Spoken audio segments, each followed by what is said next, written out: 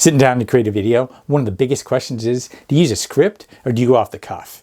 And in this video, I'm going to go over some cool tools that you can use and also some ideas on which one you should use next time you create a video. Check it out.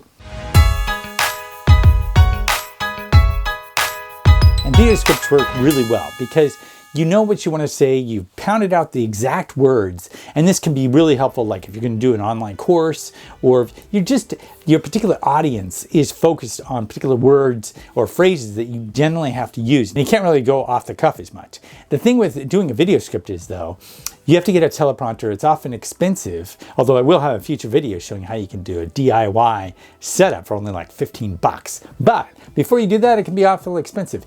And you take a lot of time. I mean, going off the cuff is much easier. You save time because you know your material and you just have an outline, you look at what you want to say and you say it. Whereas with the video script, you're going to have to read that script. And oftentimes it can be kind of stilted, but you get exactly what you want to say. And so it can be very helpful. Think of it as, obviously, when you look at the question of do you use a video script or not, audience comes into play. What's your intention? What's your goal for the end of the video, the outcome? What type of video? Are you doing entertainment? If you're doing entertainment, obviously you're going to be showing your surfing moves. You're not going to want to read off a script because it sounds pretty robotic. But if you're going to be, again, doing a course or some sort of presentation, it makes a lot of sense. But a lot of full-time RVers and van lifers and other people, digital nomads, will go off the cuff because most of the time they have an additional character they're using. Their camper, the landscape outside becomes a character in their whole setup. And the scenes that they'll use are kind of a little bit different. They're going to want to go off the cuff and they're going to reach their audience in a different way. Oftentimes asking those basic questions only gets you so far because you're still back to the same thing, which is you have to kind of grind it out when you do a video script, or you end up going off the cuff and rambling more than you might want to. So although context is important and your audience is important and your attention, are you doing entertainment, are you doing more presentation style, are you wearing a suit, or you just have your t-shirt on and shorts, it really doesn't matter. Those are the questions you want to obviously ask. But beyond that, I think there's one key element. My take on this is a little bit different, which I'll tell you in a second. But the real thing is, I think, when you look at how you feel, whether you're doing a video presentation or you're going off the cuff and kind of like describing an experience, the thing of it is how you feel and how you present yourself is going to be much more important generally for most audiences than if you say the perfect words or not. The engagement is what's key. And that engagement's not going to come if you're not on fire or you're not really thinking about the words or thinking about what you're saying or talking to a real person. Even if you're just talking to the camera, you want to think about, okay, here's a real person beyond there because it gives you much more of a dynamic. You're going to be thinking and saying different things than if you're just talking to the camera. So one of the best things I think you can do is go live. Use Facebook Lives on a regular basis to keep yourself sharp, to be in front of an audience and to get that skill down. But the other key to this, and my take on the whole thing, is to use both. Because I think you truly use two different sides of your brain, depending on if you're going for a video script or if you're going off the cuff. Going off the cuff, you have to be much more dynamic and more creative. Whereas with a video script, you're just concentrating on doing the words, saying the words correctly, enunciating correctly, and really kind of giving it a little more entertainment, a little more flow than you might otherwise. But that's your concentration. Whereas when you're going off the cuff, you're thinking about the content you have. You're thinking about the next thing you want to say. You're thinking about all these different dynamics. You use more of your creative mind when you're going off the cuff, and you use more of your analytical mind when you're actually reading from a script. And I think it's good to use both. When you go between both a video script and an outline, off the cuff kind of situation, you're training your mind to be able to really adapt to any sort of situation. And you're using the strengths of both mediums at different times, depending on what kind of video you're creating. So in that sense, you're much better off kind of going back and forth, even if you don't need to, going back and forth between a script and going off a cuff. What's cool is, even if you get those expensive video prompters, which here's one, it costs like 150 bucks, and really it's basic. The real power behind those video prompts is in the phone. It's not in the actual element. All the thing is doing is holding your phone and covering up and having a little bit of glass to reflect off of. And you can do that for a minimal amount of cost. It does take some time to kind of make it yourself, but again, I'll have a future video on that. But the real power is in the app. I'm gonna show you an app right now that you can use to basically do the teleprompting yourself, and it's really inexpensive. So even if you spend 150 bucks, you're still gonna need to get that app. You're still gonna have to have something to drive that whole teleprompter. The teleprompter is in your phone, not in that expensive piece of equipment around the phone.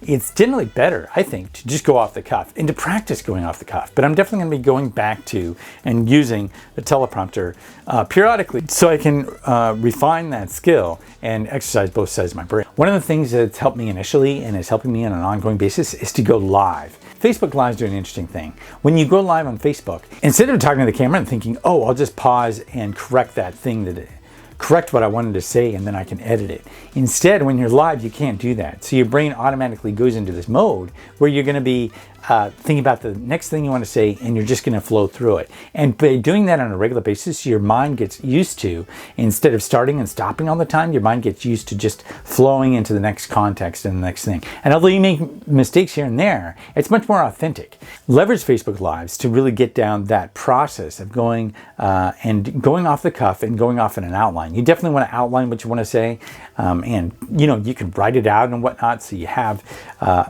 so you're much more refined on what you want to say, so you're not going off the cuff completely. And then you have an outline that you can kind of glance at periodically and see where you're at and where you want to go next. And then you're going to say exactly what you want to say, but you're going to say it in a much more dynamic way. So there's a link down below to the Facebook Live Challenge, and it gives you different resources and ideas and tips and tricks for going live on a regular basis. So check it out down below, sign up there, and go through the Facebook Live Challenge. It'll help you a lot if you haven't done lives on a regular basis, and even if you have just here and there, it'll help you with setting up scenes and going in between scenes and things like that. And things where it makes the editing process much easier. It makes going live much easier. So definitely check it out. It's a fun process, especially when you use Ecamm Live, which there's a link to Ecamm Live down below. That gives you all kinds of great tools and effects very inexpensively, and they have a great Facebook group. So that link is down below. You can check out Ecamm Live. It gives you all those things you need to go live, and you can just record directly. Some people use OBS Studio, which is an open source software, and that works really well. And if you've got the time, it's got a learning curve. It's a little bit less user-friendly, but it's all free. And but I figure for the minimal cost and also the great support you get in the Facebook group, that Ecamm Live is definitely the way to go.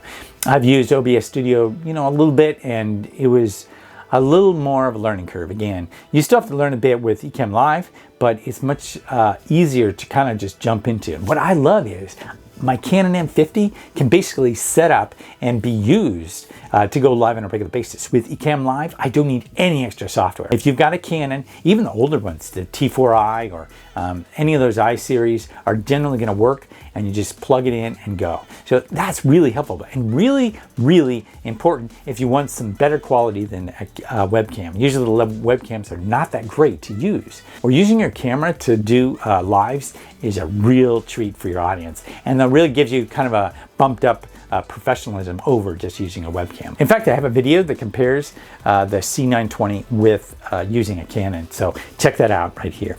So the next time you're sitting down and you're thinking, okay, should I do a script or should I just do an outline and read off the cuff? Think about using both and really getting a wider range and keeping yourself dynamic when you're doing your videos.